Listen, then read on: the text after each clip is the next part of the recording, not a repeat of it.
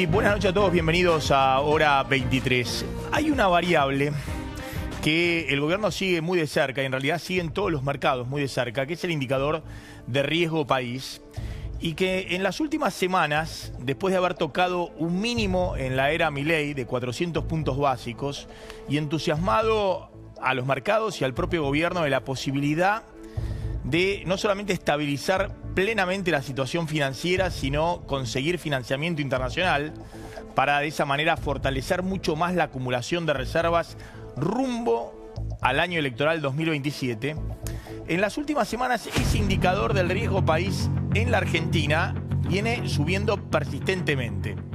Y hoy superó los 520 puntos cuando hace 3 semanas, a principio del mes de agosto, estaba en 400 puntos y el equipo económico, después de algunos informes muy favorables de las calificadoras de riesgo internacional, se entusiasmaba con la idea de una baja del riesgo país a 300 puntos que abriera la puerta al financiamiento internacional, y eso no solamente generara una baja de todas las tasas de interés en la Argentina, sino que también pudiera generar un incentivo para ingreso de fondos de dólares contantes y sonantes al país. Dólares que podían salir del colchón o dólares que podían llegar desde el exterior. Sin embargo, como se ve acá en el gráfico, ese riesgo país, que obviamente en algún momento en la elección del año pasado llegó a irse a los 1.500 puntos en medio de la corrida cambiaria y el proceso de dolarización feroz que hubo en la campaña electoral del año pasado,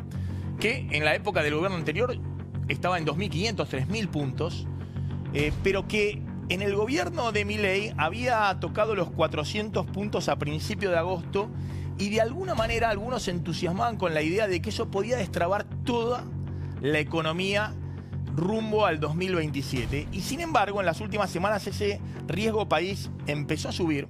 Hoy cerró en 528 puntos, es decir, lejos de los 400 y sobre todo para el lado contrario de lo que esperaba el gobierno, que esperaba ir a 300 puntos, pero en un contexto internacional donde el riesgo país de los países emergentes, que en promedio está en 200, 220 puntos, menos de la mitad de la Argentina, no subió. Es decir, que toda la suba del riesgo país de las últimas 3 semanas fueron fundamentalmente argentinos, por factores locales, domésticos. Y es interesante la interpretación de por qué ocurre eso, que insisto, le pone, si se quiere, un palo en la rueda a toda la política económica mirando hacia el año electoral.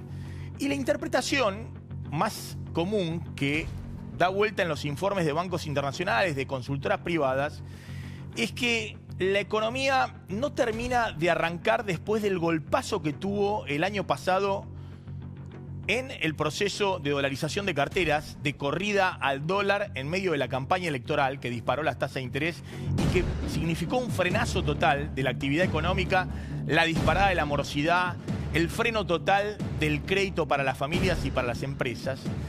Desde entonces, después de la elección, la economía, sobre todo en los sectores que forman el humor social en los grandes centros urbanos, la construcción, el comercio, la industria, no terminó de arrancar y sigue estancado.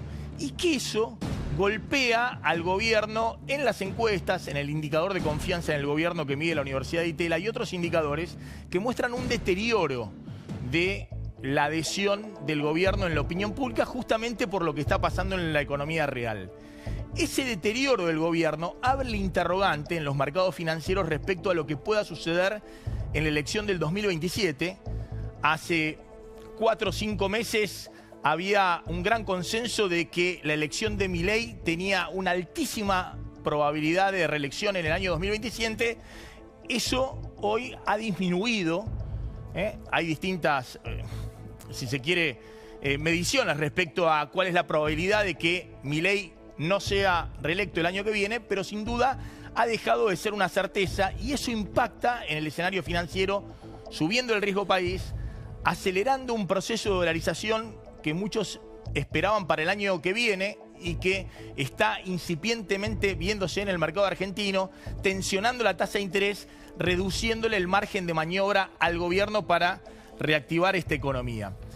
Cuando uno ve los indicadores de actividad económica, hoy se conoció el estimador mensual de actividad económica, que es una medición mensual de toda la actividad económica del país que hace el INDEC. Fue un buen dato porque subió 0,8% desestacionalizado respecto al mes de mayo. Venía de 2 meses consecutivos de caída, en abril y mayo. En el acumulado del año uno podría decir que la economía está creciendo al 1,9% y en junio estuvo 2,7% respecto a junio del año pasado. Pero la visión generalizada es que la economía en el mejor de los casos está creciendo un poquito menos del 2%, con sectores que están volando, la minería, petróleo, gas, el agro, y sectores como los que mencionaba, la construcción, la industria, el comercio, que si bien están muy en el margen recuperando en los últimos meses, están todavía o abajo o muy abajo de 2023, como es el caso de la construcción. Fíjense este tuit de la consultora INVEC, de Esteban Domecq, que pone en perspectiva este dato que hoy el gobierno celebró de actividad económica. En junio la actividad económica rebotó 0,8%, algo mejor de lo esperado en su medición desestacionalizada después de 2 meses consecutivos de caída. En el primer semestre cerró con una suba acumulada de 1,9%, lo que decíamos, a ese es el ritmo que está creciendo, entre comillas, la economía, pese a que en el segundo trimestre registró una contracción de 0,9%, es decir, la economía cayó en el segundo trimestre de este año y había crecido en la primera parte del año. Ahora, lo que plantea la consultora es que para que se cumpla este año un crecimiento del 2,7%, teniendo en cuenta que la economía cayó en el primer trimestre, creció en el primer trimestre y cayó en el segundo, más de lo esperado.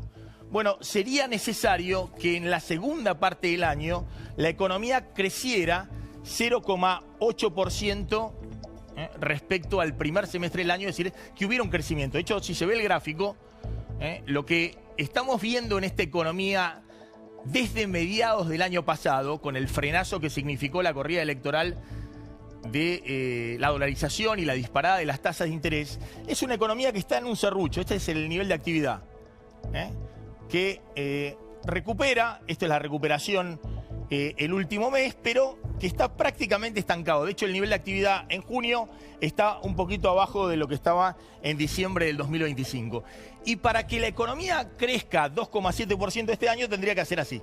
Es decir, tendría que reactivar no solamente los sectores que ya están volando, sino la construcción más fuerte, la industria, el comercio. De hecho, cuando uno ve los datos de los distintos sectores, ocurre lo que les decía. Hay sectores que están volando. Fíjense, desde el inicio del gobierno de Milei, el sector de energía y minería creció 18% en 2 años y pico, más que tasas chinas cuando China crecía fuertemente. En cambio, la industria está 4% abajo de lo que estaba al inicio del gobierno de Javier Milei, se recuperó y después, desde mediados del año pasado, volvió a caer, y la construcción nunca arrancó. Se cayó inicialmente, recuperó un poco y está 20% abajo de lo que estaba en 2023. Ha recuperado un poquito los últimos meses, pero es un crecimiento muy módico respecto del nivel de donde parte, y por eso la construcción hoy tiene 60.000 empleos menos registrados, formales, de lo que tenía al inicio de Milei, y la industria tiene 90.000 empleos asalariados privados registrados menos. En ese contexto, lo que muchos se preguntan es qué instrumentos tiene el gobierno para motorizar esta economía, si el gobierno tiene margen para ponerle más combustible a esta economía para que eso mejore el bolsillo, la economía real, el empleo, eso repercuta en la encuesta y eso le abra el escenario electoral 2027. Y la visión que existe es que el gobierno está súper conservador, es decir, que el gobierno tiene como prioridad absoluta la estabilidad cambiaria. Le ha puesto una especie de, en estas últimas semanas, una especie de barrera al dólar en los 1.500 pesos, con distintos instrumentos desde el Banco Central, y ha ratificado desde el Banco Central que no quiere soltar pesos a la calle por temor a que eso impacte en la inflación o que puede impactar en el tipo de cambio. Entonces, la prioridad del gobierno en este momento es comprar todos los dólares que pueda y retirar todos los pesos que pueda de la calle para evitar en el 2027 una eventual corrida cambiaria, una eventual dolarización que le desestabilice todo el escenario.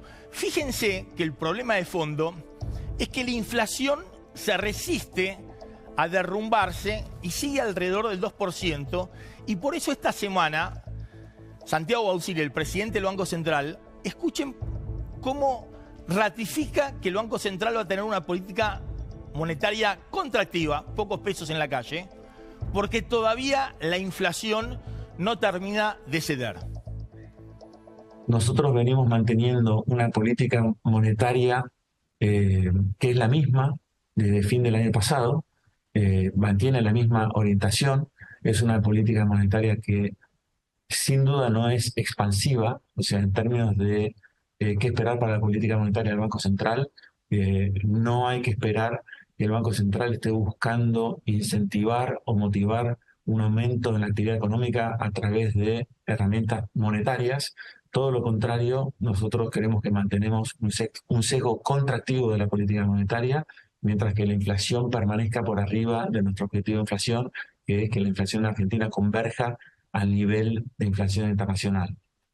Es muy interesante escucharlo a Bausili, porque la verdad que es un funcionario en ese aspecto, en sus conferencias de prensa y en los Zoom o en las conferencias que da con distintos círculos empresarios o de banqueros, muy transparente, donde aclara muchas cosas que a veces es difícil de entender cuando se escucha en el discurso presidencial o en los influencers del oficialismo.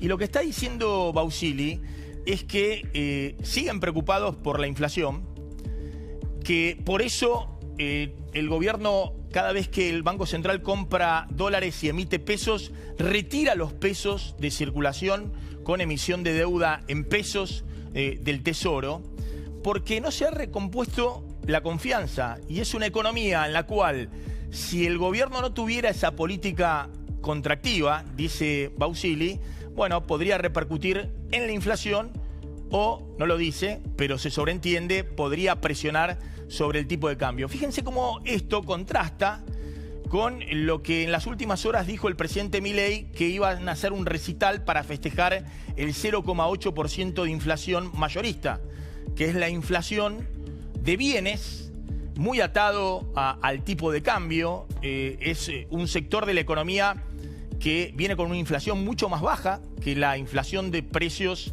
al consumidor, que es la inflación de referencia del Banco Central y de toda la política económica. Y en última instancia, ese 0,8 del mes pasado, muy influido por la caída del precio del petróleo, es una buena noticia, pero sin duda no es el problema económico que tiene hoy el gobierno. Si efectivamente la inflación se hubiera derrumbado al 0, algo por ciento, el gobierno podría dejar que más pesos circulen en la calle, que esta economía se monetice, que haya más crédito, que haya más impulso para la construcción o para la venta de bienes durables, y no tendría el problema que tiene hoy, en el cual la economía no termina de arrancar, se debilitan las encuestas, se le dispara el riesgo país y se le adelanta el proceso de dolarización, achicándole el margen de maniobra. Fíjense cuando el presidente, muy provocativo, volvió a la escena, y lo vamos a discutir en el programa, dice que ya está el 0, algo de inflación, porque la discusión es la inflación mayorista y que bien valdría la pena hacer un recital. La inflación no de agosto, que es la que sale en septiembre, sino ya la de julio, arrancó con 0, siendo 0,8%.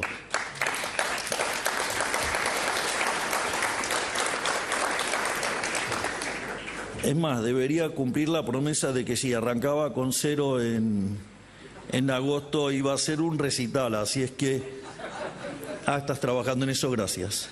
Así que, digamos, haré otro recital. Lo que sí, voy a tener que buscar tiempo para ensayar, que eso se me va a complicar un poco, pero ya lo haré.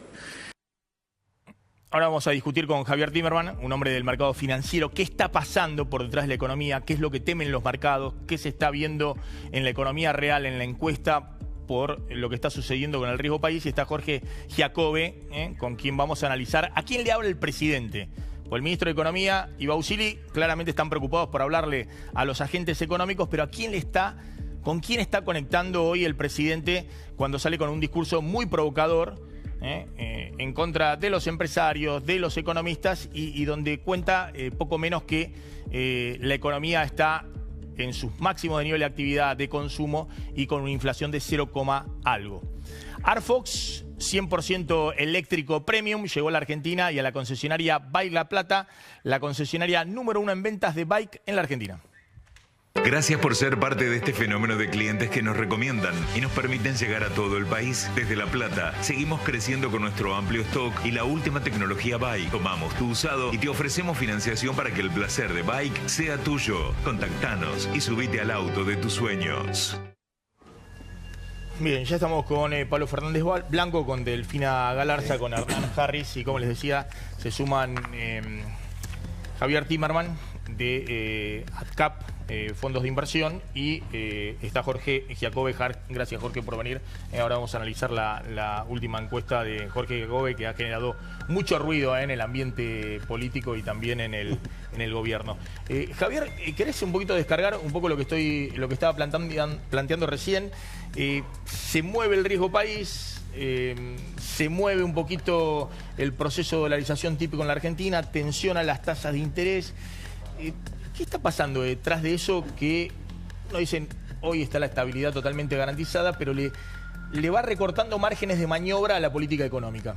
Bueno, el riesgo país, a mi juicio, tiene dos componentes. En este caso particular de lo que está pasando en Argentina, un poco es el contexto internacional. Estamos en un escenario de tasas altas en el mundo. Parece como que hay un tema estructural respecto a las tasas. La Reserva Federal no sabe bien cómo reaccionar ante esta situación. Estamos con tasas que no vemos desde hace más de 20 años y eso va a impactar en la Argentina. Pues, no es lineal, pero claramente con un escenario de tasas altas en un país que necesita financiamiento, impacta. Eso por un lado. Por otro, tenés el tema de la incertidumbre política en Argentina. Incertidumbre política y también cierta incertidumbre sobre el camino que elige el gobierno para apuntalar su modelo económico. El gobierno dice, estamos transformando la Argentina, pero no quieren asumir ningún costo al respecto. Entonces, o sea, el discurso político es negacionista en cierto sentido, diciendo, bueno, los costos nosotros no hay. O sea, la manera que vos interpretaste las estadísticas que salieron hoy, ellos las interpretan de otra manera. Y bueno, y eso pone en juego qué va a pasar en las elecciones. Y la Argentina juega muy al límite. Nosotros estamos haciendo un proceso de transformación que debería durar entre 5 y 10 años. Y jugamos muy al límite respecto a la continuidad de ese modelo. Entonces... Ahora, el temor de los mercados es básicamente que si Milei no tiene garantizada la reelección el año que viene, puede haber un cambio drástico de la política económica. Es básicamente eso. Puede haber un cambio drástico de la política económica si gana alguna fuerza más populista, o puede haber un candidato, o sea, del medio, digamos, ese famoso candidato del medio, que no tenga la fortaleza para seguir implementando estas políticas. El mercado, o sea, va cambiando de opinión, no va a quedar así hasta el día de las elecciones. O sea, no nos olvidemos que en el 2023 el mercado primero apostó por Horacio, después por Patricia. Cuando Milei subía en las encuestas, caía el mercado. O sea, puede haber cambios. No, está bien, pero hoy es totalmente distinto.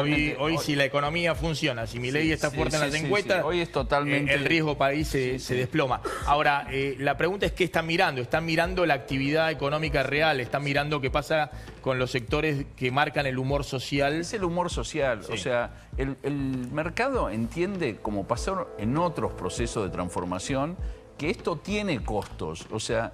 A veces me parece que estamos discutiendo cosas que son demasiado obvias. O sea, vos hiciste un ajuste de la fiscal fuerte, abriste la economía, quitaste ciertas regulaciones. ¿Qué esperás que pase con ciertos sectores del empleo? O sea, claramente va a haber disrupciones laborales, etcétera. Entonces, lo que el mercado nos asusta por eso. El mercado se asusta por cómo la política interpreta esa situación y qué es lo que va a pasar. Hoy Toto Caputo, que no fue... Pero también sí, digamos, cuando la economía, cuando la venta de autos estaba 40-50% anual, había recuperación del crédito, recuperación del poder adquisitivo, Milei mejoró en las encuestas y entró al año 2025, pero más allá de la transformación de la Argentina, lo que están viendo es qué pasa. Claro. La economía no termina de arrancar después de la corrida del año pasado. Lo que a Wall Street o los inversores en general les preocupa es que este contexto económico impacte negativamente en las elecciones, porque Milei, ¿qué está planteando? Milei no está planteando, che, en los próximos 4 años vos vas a estar mejor. Nosotros creemos que vos vas a estar mejor de lo que estás ahora. Milei está planteando... ¿Estás mejor hoy que estuviste hace 4 años, hace 2 años? Y hoy esa pregunta, no sé, acá me gustaría escuchar lo que dice Jorge, pero hoy no queda tan claro que hay gente que no la está pasando bien. O sea, entonces, mientras la discusión política no sea sobre el futuro, donde creo que Milei es más fuerte, porque podría decir, che, estamos en el medio de esto, sigamos, esforcémonos, ya van a venir las inversiones, estamos discutiendo si esta transformación tiene costos políticos. Los tiene.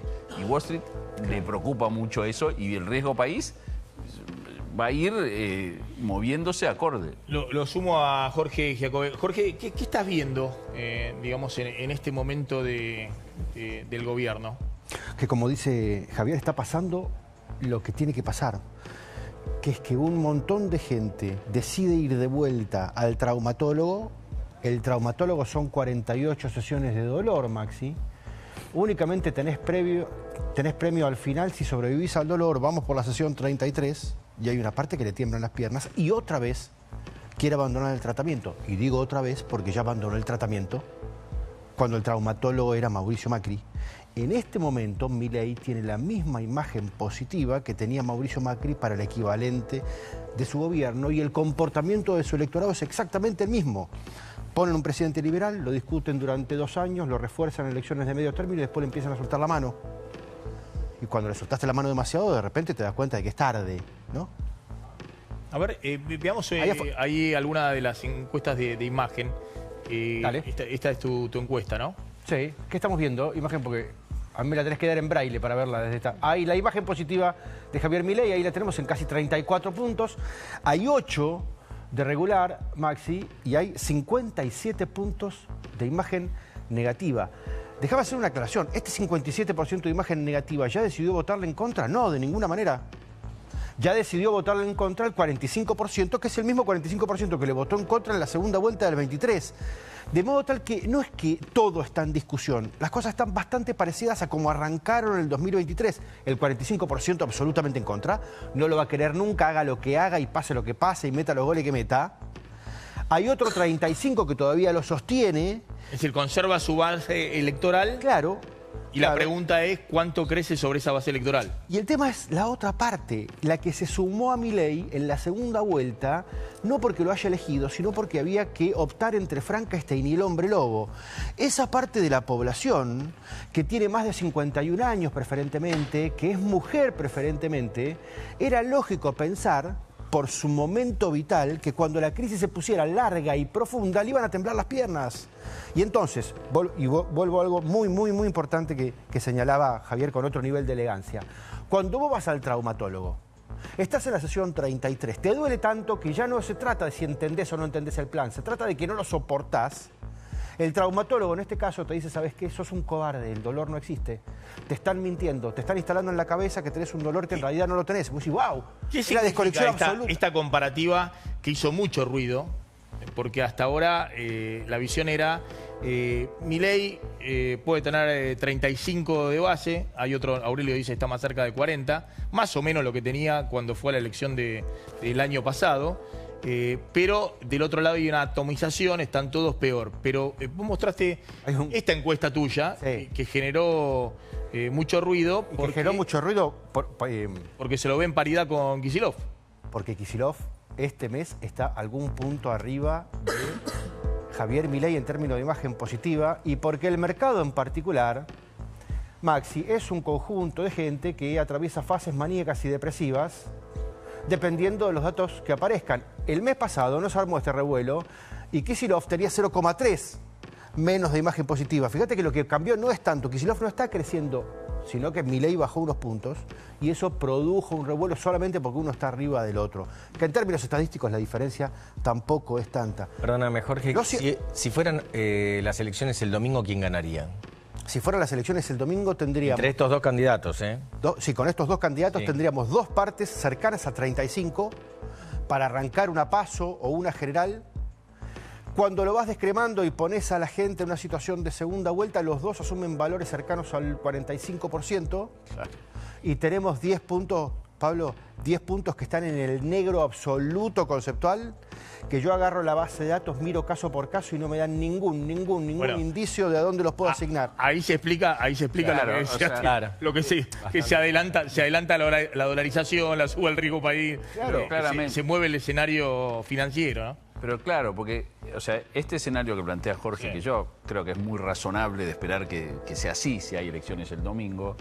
O sea, vos imaginate lo que significa eso para los inversores. Entonces, lamentablemente la oposición no ha propuesto, o sea, vos hoy no podés decir, si vos te tenés que sentar y decir, che, ¿cuál es el plan de la oposición? ¿Qué van a hacer? Es difícil saber qué tipo de gobierno tendría el peronismo hoy. Entonces, claramente eso va a crear... Si el plan es expropiaciones, default, cepo, y vas a tener una corrida... No te lo van a decir de esa manera, pero los inversores van a asumir que va a ser de esa manera. Entonces, ¿por qué te enojas cuando estás en esa situación donde va a haber turbulencia, la inflación tal vez suba un poco, el dólar, la gente empieza a dolarizarse? Entonces, lo que yo creo es que el gobierno ganó mucha credibilidad en general en la Argentina y en el mundo en su control y en su disciplina fiscal. Pero hoy el mundo, o sea, yo estoy convencido que si vos ibas a la gente en el evento este del Council of the Americas en el Alvear y decías, che, hoy tenemos superávit, no sé, de 1%, vos comprás que haya superávit de 0.2% y que eso se destine de alguna manera a mejorar la performance de la economía y todos firman. ¿Dónde y ese es un sector del establishment económico, digamos. Obviamente no, eso es representativo de la sociedad. A ver, quiero enganchar un poquito lo que dijo hoy Milei y metete, Pablo. Me parece que la discusión de fondo es si el gobierno tiene instrumentos para que esta economía se mueva más, ¿no? Porque cuando Menem en los primeros 3 años la economía crecía al 8-9%, nadie dudaba de que Menem iba a ser reelecto. Nadie dudaba que eso iba a ocurrir, ¿no? Es más, hizo la reforma de la Constitución para ser reelecto. Fue una tromba, digamos, porque era cantado. Lo que le pasó a Macri es que la economía se le derrumbó y se le disparó la inflación, se le disparó el tipo de cambio. El gobierno mantiene la estabilidad de la economía con la desinflación, pero hay señales de que efectivamente en el empleo, en el poder adquisitivo, en el freno del consumo masivo, en bienes durables, en la construcción, la situación no arranca después de lo que pasó el año pasado. Fíjense lo que decía Milei respecto al bolsillo, ¿no? de lo que vienen planteando algunos empresarios. Pero si fuera cierto que el progreso tecnológico destruye trabajo, la tasa de desempleo debería ser 90%, porque no podría haber creado ni un solo empleo nuevo. Y yo miro y no da 90% la tasa de desempleo. Para ver el tipo de estupideces que se repiten todos los días, como la gente no llega a fin de mes. ¿Por qué no tratan de pensar lo que significan esas frases? O que el progreso tecnológico destruye empleos. Por eso siempre es tan importante primero los datos. Los economistas argentinos y los periodistas, no sé quién odia más, si ellos odiando los datos o los zurdos al agua. No sé, es algo que todavía no pude resolver. Bueno, ¿a quién le habla Milei? Mirá, en primera medida le habla al 24% de la población que cree que la economía está mejorando y lo está sintiendo. Que es 6 puntos menos que los 30 que lo votaron en el 2023. Después en una de esas le está hablando otro 12% Maxi que dice que la economía está mejorando, pero no lo está sintiendo. Fíjate que en esta posición, estos todavía votarían a Milei, pero en esta posición hay tensión. Porque ¿cuánto tiempo te bancás vos de que a tus vecinos le vaya mejor y a vos no? ¿Cuánto tiempo te lo bancás? No le está hablando al 5% que dice que la economía está estancada y de ninguna manera le está hablando al 59% de la población argentina que cree que la economía está empeorando. Incluso aunque todavía estén queriendo votarlo, ahí estamos viendo los números. El punto es este. Cuando vos no reconoces lo que le pasa al otro, y además de no reconocerlo, en el intento de no reconocerlo, lo maltratás, rompes el lazo de confianza. Para el gobierno siempre fue muy importante, el gobierno fue presente en algún momento donde la economía recuperó, pero sobre todo fue expectativa.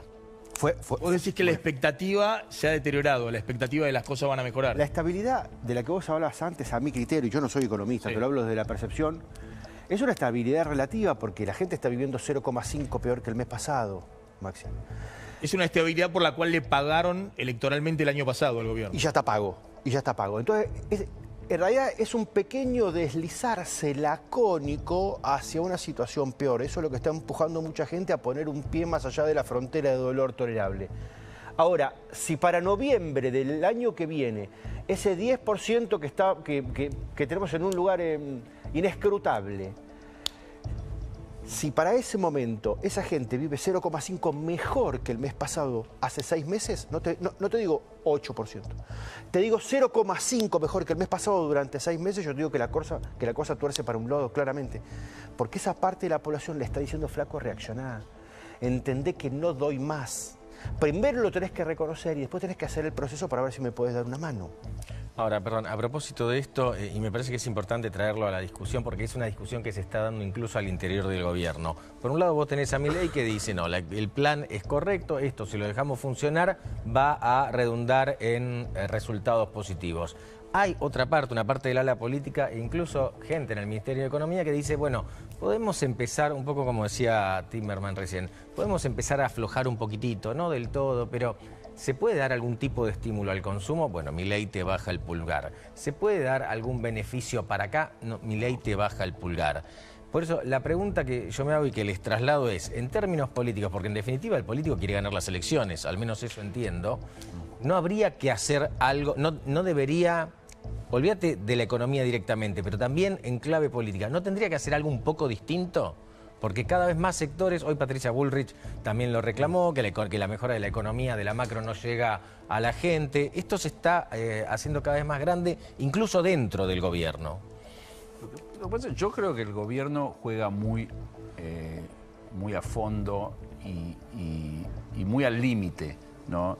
El gobierno dice, este es un plan que va a funcionar, este es un plan que necesita tiempo, este es un plan que está funcionando, que están viniendo las inversiones, que tiene indicadores macroeconómicos sanos, etcétera. La gente se va a dar cuenta, hoy lo dijo Caputo, no fue al evento porque estaba enfermo, pero dijo, los argentinos van a saber votar porque van a reconocer los avances que hubo, etcétera, etcétera. Eso no lo vamos Entonces, a hacer. después de la elección del año que viene, ahí sí se va a derrumbar el riesgo país. Bueno, van a entrar los dólares del colchón pero y ahí sí la vos economía ponés va a a pensar, pero de acá a octubre del año que viene hay un trecho elevado. Pero la gente tiene diferente tolerancia al riesgo. O sea, vos no podés jugar tan al límite porque los inversores se asustan, los individuos, nosotros somos inversores también, nos asustamos, etcétera.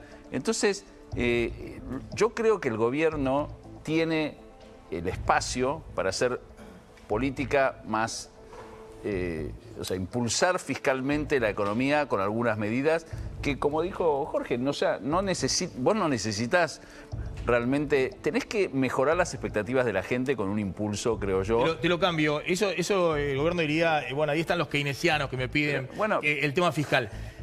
Los que están del lado del gobierno, los que son promarcados y creen que en lo fiscal no se puede hacer nada porque es el ancla del gobierno, no hay que tocar, le están diciendo, sé más laxo con la política monetaria, porque acá vos pusiste una política monetaria muy dura en la corrida del año pasado, seguís con un sistema de encajes muy elevado, seguís integrándolo con títulos públicos, es decir, gran parte del financiamiento del sistema bancario se lo lleva al sector público y no va al sector privado. Lo que parece es que el gobierno se da cuenta que lo que le pasa a esta economía es que le falta confianza. Entonces, la idea este año era monetizar la economía, comprar dólares, emitir pesos, que esos pesos circularan, que se pagaran salario, inversiones, que volvieran a depositarse, que se reactivara el crédito. Y se ha dado el gobierno cuenta de que como no se recuperó la confianza, todo peso que esté dando vuelta se va en parte a la inflación y en parte puede volver con presiones cambiarias si se desanclan las expectativas del año que viene. Eso es básicamente el problema que tiene el gobierno. No tiene cómo meterle combustible a esta economía porque no hay confianza. Y cuando plantea, bueno, vamos a hacerlo con los dólares, bueno, pero los dólares no salen del colchón. Pero ese es el problema que hay. La confianza de la que vos mencionás, con esto termino, sí, pero la confianza de la que vos mencionás de hacer algo en lo monetario y no en lo fiscal, eso pasó. Hubo momentos de política monetaria laxa y después, cuando empezó a dolarizarse un poco la economía, se asustaron, se dio vuelta y hoy tenemos una crisis de crediticia, sí, claro, producto un poco de esa volatilidad de tasa, y por eso los bancos no prestan, etcétera, y tenemos esta crisis crediticia. Entonces, o sea, el gobierno le funcionó en su momento, claro, pero la corrida del año pasado le frenó absolutamente todo y no sabe cómo arrancar hacia adelante. Déjame enganchar lo que dijo Kicillof, ¿no? Porque del otro lado Kicillof está haciendo eje también en lo económico. Se han perdido, saben ustedes, 30.000 empresas en la Argentina desde que llegó Milei aproximadamente, y se han perdido más de 330.000 puestos de trabajo formales. Y para los que los conservan, salarios bajos. Y esos salarios bajos son una política decidida por Milei.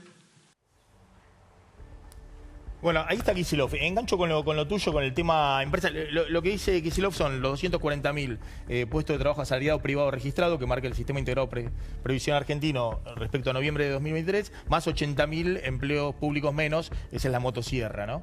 Eso es el asalariado privado registrado. El desempleo no sube porque gran parte de esos asalariados privados registrados van a la informalidad. La encuesta de hogares que le pregunta a la gente, ¿usted está trabajando o está buscando activamente empleo? La gente dice, bueno, sí, no estoy en la fábrica, no estoy en la construcción, estoy en el Uber, estoy en el Rappi, estoy como cuentapropista, y eso mantiene más o menos estabilizada la desocupación. Pero ha habido, esos son datos que tenemos, no son encuestas. La destrucción de 240.000 puestos de trabajo asalariado privado registrado, 130.000 el último año.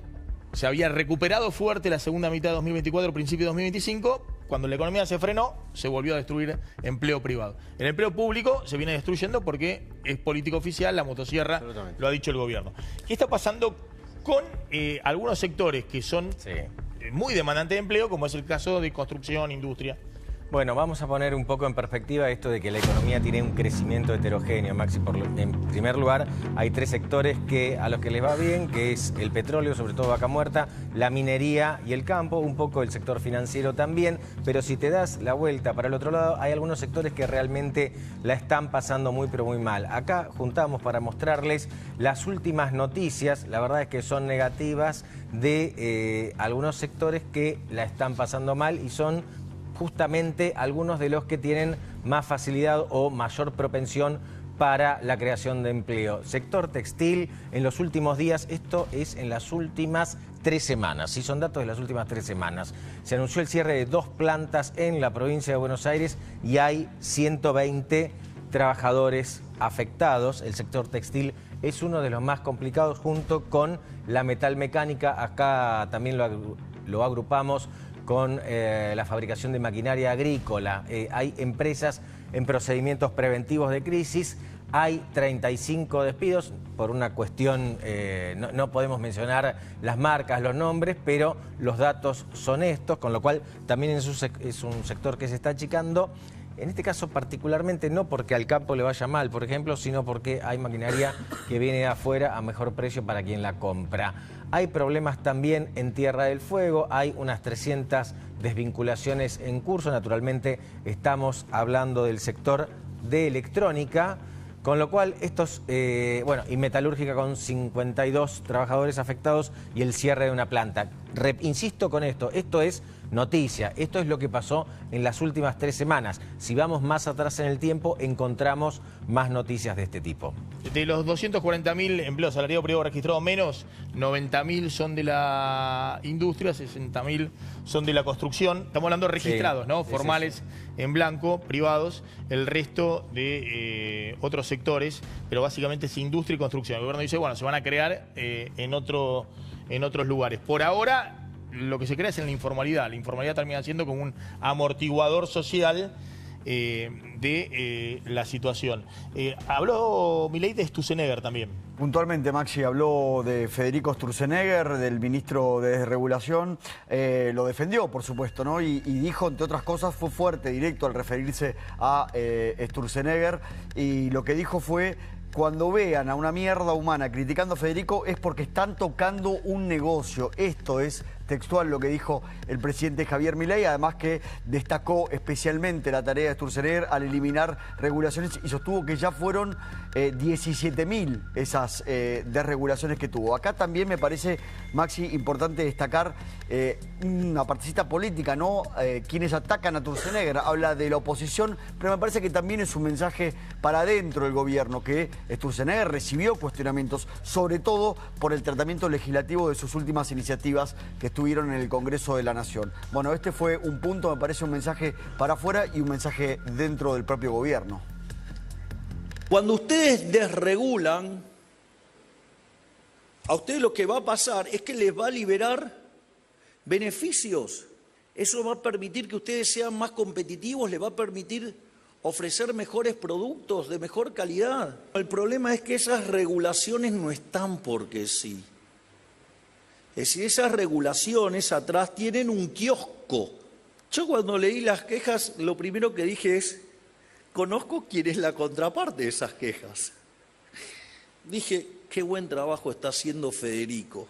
Cuando ustedes vean a un sorete, a un mierda humana, criticándola a Federico, es porque le está tocando un negocio a un prebendario, a un chorro y a un corrupto. Por eso putean tanto cuando Federico hace su trabajo. Y mire que sacó 17.000 regulaciones. Vamos por mucho más. No voy a parar la forma de reformar y de mejorar la economía argentina. ¿A quién le habla Milei? Insisto con esto, ¿no? Yo creo que en este caso le habla a la política propia, no libertaria, no lo cuestionen más a Sturzenegger, a sectores, no sé, vinculados con economía, a distintos sectores. Doy un ejemplo. Leonardo Chalva, por ejemplo, es un economista del mercado financiero, de Delfos Capital, muy conocido, muy a favor de la política económica oficial, muy defensor en toda la city financiera de las políticas de Caputo y demás, que ha sido durísimo con Sturzenegger, diciendo que tiene que estar alejado de toda... ha tuiteado en las últimas semanas que tiene que estar alejado como parte de las críticas que hubo en un sector del establishment a todo lo que pasó con los prácticos, a la ley de tierras, a todo lo que se considera que son proyectos impulsados por Sturzenegger que lo hicieron trastabillar al gobierno. Yo me imagino que Milei no se está refiriendo en esos términos a esos economistas que defienden al gobierno, pero son críticos de Sturzenegger. Me parece que es más una señal de que Milei, a los que son de su confianza, son intocables. Totalmente. O sea, después de lo que pasó con Adorni, después de lo que pasó con Spert, ¿ustedes realmente creen que va a tocar a Sturzenegger porque alguien diga, che, es agresivo, cerró un currito, cambió una regulación? Creo que no. O sea, yo la verdad que, o sea, creo que tampoco creo que lo que hace Sturzenegger es un antes y un después en este momento del proceso económico. O sea, está buscando desregular ciertos sectores. En este esquema económico es muy importante. No, sí, ya sé, pero no está yendo a la velocidad que Milei realmente hace entender que está yendo. Pero de todas maneras, es parte de lo mismo. O sea, es parte de pensar políticamente y pensar temporalmente. O sea, ¿tengo yo el tiempo necesario para poder hacer estas transformaciones sin pagar el costo político o me vienen las elecciones encima? Y el inversor se preocupa. O sea... No es el punto, Maxi. No es el punto. Ni Sturzenegger, ni Adorni, ni Spert, ni Libra. Todos esos son todos el cepillo de dientes mal puesto en el baño de la pelea de una pareja. No es el punto del divorcio. Una de esas es la eclosión, pero no es el problema de fondo. El problema de fondo tiene que ver con la angustia económica y ni siquiera tiene que ver con... Ese debiera ser el eje del gobierno. Claro. Total. Y ni siquiera tiene que ver con los puestos de empleo, tiene que ver con la capacidad del salario. Insisto, todos viviendo 0,5 peor que el mes pasado o percibiéndolo así. sea cierto o sea estrictamente una fantasía emocional, la tenés que atender y la tenés que gestionar. El que puede liderar la Argentina hoy es aquel que puede liderar a la gente en el tránsito del dolor, Maxi. No en lo racional, porque insisto, el público que lo votó a Milei en la segunda vuelta no le está diciendo no entiendo el plan, le está diciendo no lo soporto, no llego al final. La otra cuestión, enganchamos un poquito con otros temas de la agenda, antes de ir a la tanda. Bueno, Sí. uno de los temas, políticos sin lugar a dudas de hoy tiene que ver con la situación de Fernando Cerimeddo. Recordamos, Maxi, que hoy iba a tomar hoy iba a ser juzgado básicamente después de la acusación de los fiscales, que ¿qué es lo que están pidiendo? Están pidiendo una prisión preventiva de 180 días para Cerimeddo. La audiencia se postergó para mañana a las 2:30 de la tarde. Acá tenemos cuando él entraba, mirá, al Palacio Paz. No sé si podemos escuchar, pero dejó algunas declaraciones, a ver si lo podemos escuchar. ¿Es cierta la declaración de Nadia Belli, asesor del presidente Fernando? ¿Significa tener vínculos con el crimen organizado? Cerimeddo afirma que tú planeaste... ¿Es cierto? Necesita el micrófono. Fernando, ¿qué le puede decir al presidente? Usted, Cerimeddo, ¿cuál es su ventaja, Cerimeddo? ¿Es político esto, Cerimeddo? ¿Qué le puede decir a Nadia? ¿Es político, Fernando Cerimeddo? ¿Quién está detrás de todo esto? Por favor, es que estamos atrasados con la audiencia. ¿Cuál es el objetivo de todo esto? Fernando, ¿usted sabía que estaba embarazada Nadia Belli? ¿Planificado, Cerimeddo? Cerimeddo, ¿es consciente de que esta información ha pasado al hotel? ¿Qué le dice al presidente Cerimeddo? ¿Cuándo fue la última vez que se comunicó con Nadia Belli? Fernando, ¿qué piensa de su carrera? ¿Es inocente? Explica qué es esta Básicamente situación, sí. lo único que se le escucha decir es, él está llorando y dice quiero ver a mis hijos. Le preguntan, ¿no? Por su vínculo con Nadia Belli, le preguntan si él sabía si estaba embarazada, le preguntan si él, bueno, obviamente, cuál es la responsabilidad en el ataque. Eso no responde, él levanta los hombros, está cubierto, él ingresa llorando, después queda en el ascensor llorando. Básicamente es Está cuando... detenido por intento de homicidio. Exactamente, por el ataque. Es el principal acusado. Es el principal sospechoso y te diría además que lo que es la acusación de la Fiscalía es muy fuerte porque directamente lo acusa de ser el autor intelectual del ataque de Nadia Belli, que fue justamente este ataque que fue el lunes por la noche. Inclusive, también lo acusa de haberla instado a ella, haber llegado a ese hotel donde ella recibe este ataque, haber estado detrás de esto y después haber querido huir, ¿no? De hecho, bueno, una de las cosas que alega la Fiscalía es que él ya tenía el pasaje de regreso para Buenos Aires el 17 de agosto, Maxi. Bien, es un hombre... ex asesor del gobierno, básicamente de Javier Milei, es el fundador y además accionista por lo menos hasta marzo de lo que es La Derecha Diario, un portal muy cercano a lo que es el mundo libertario y además muy cercano a todo lo que es la construcción comunicacional del gobierno. Bueno, se desprende Cerimeddo. Y el escándalo en Bolivia es que era asesor directo del presidente boliviano, Rodrigo Paz. Exactamente, y hay quienes dentro del mismo gobierno lo que hablan es asesor personal, y te diría que con algunas personas que hablé lo que me decían es quien le llevaba la agenda, es quien está codo a codo con el presidente Rodrigo Paz. Esta vinculación es muy cercana. Por eso también, digo, esto tiene algún impacto en lo que es Bolivia, ¿no? Sí, es un personaje muy extraño, Cerimeddo. Algunos debieran preguntarse quién se lo sugirió en su momento, inicialmente, ¿no? Cuando estuvo en la campaña inicial de Milei, sí. ¿Quién lo acercó al equipo de Milei? Sí. Pero bueno.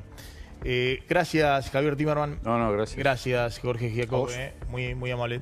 Vamos a ir a una tanda y cuando volvamos tenemos un datito económico y un datito político para el cierre. Llegó la Nación Week, la semana que faltaba con las mejores suscripciones y a un precio especial. Podés elegir entre el acceso digital de La Nación, Club La Nación o Foodit. Escanea el QR y suscríbete.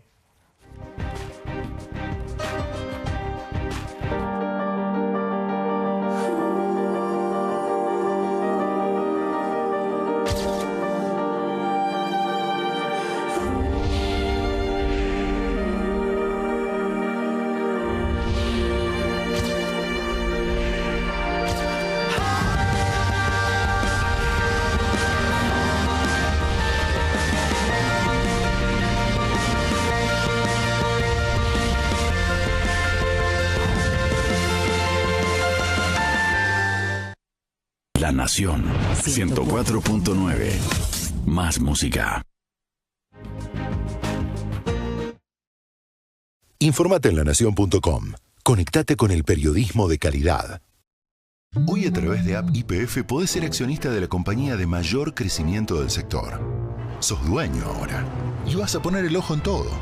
Vas a acomodar los combos para que estén igualitos a la foto. Mario. Vas a saludar por su nombre a los choferes de YPF. Martín, disculpe. Vas a alardear que tu compañía alcanzó el mayor nivel de producción de su historia. Récord de producción. Es simple y seguro. Descárgate la app y compra acciones de YPF. Vení a Somier Center y encontrá el descanso que buscás. Tenemos las mejores marcas internacionales y la mayor variedad de colchones y somiers. Aprovechá los descuentos, promos y cuotas. 50% off y hasta 24 cuotas sin interés. Somier Center. Un lugar, las mejores marcas.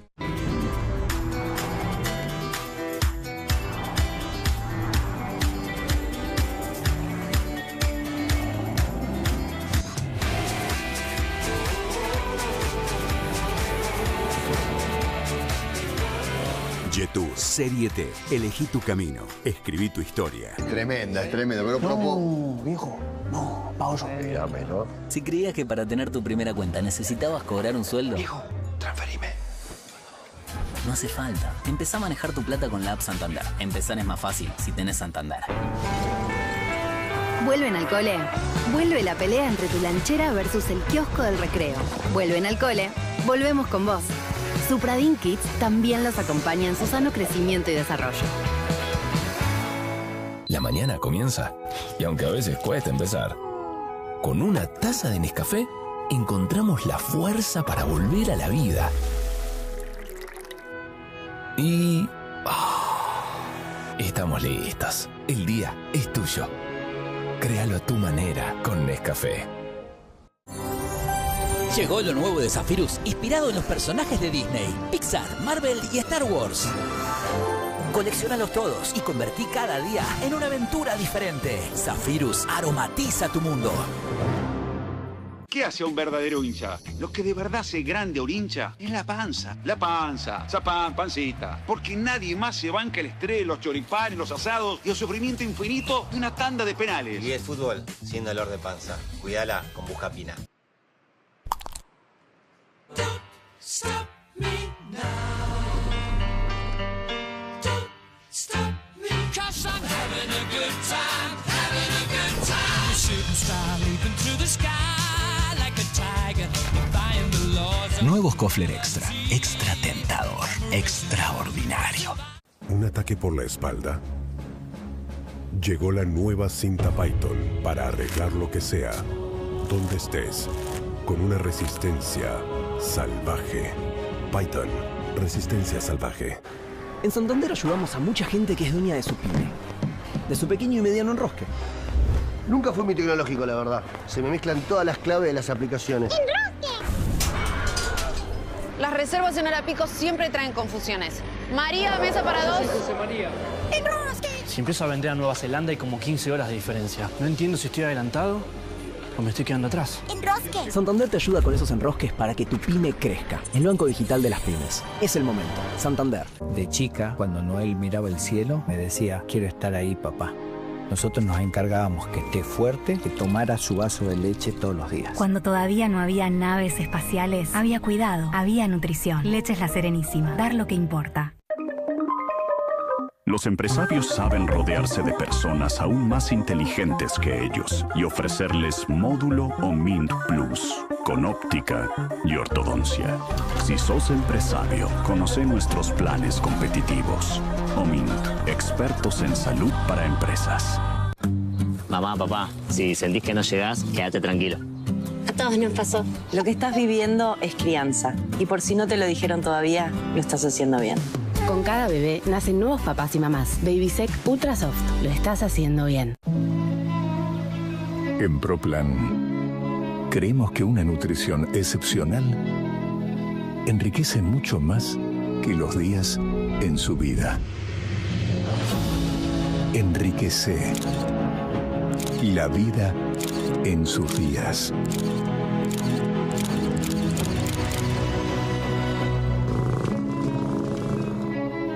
Plan. Alcanza lo excepcional.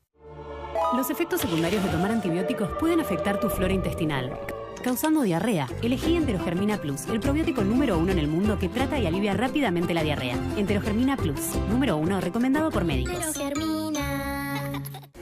Si creías que para tener promos tenías que volver a hablar con tu ex... Perdida, ¿qué haces? Me preguntaba, ¿seguís teniendo sorpresa? Nada que ver. No hagas papelones por una promo. Activa sorpresa desde la app. La suscripción a más beneficios de Santander. Es el momento. Santander. ¿Vuelven al cole? Vuelve la pelea entre tu lanchera versus el kiosco del recreo. ¿Vuelven al cole? Volvemos con vos. Supradin Kids también los acompaña en su sano crecimiento y desarrollo.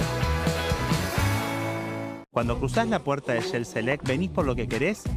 Hacelo Select. Y te animás a ir por algo nuevo. Te pido un aislate. Por eso vas a volver, para hacer tu pausa como a vos más te gusta. Hacelo Select.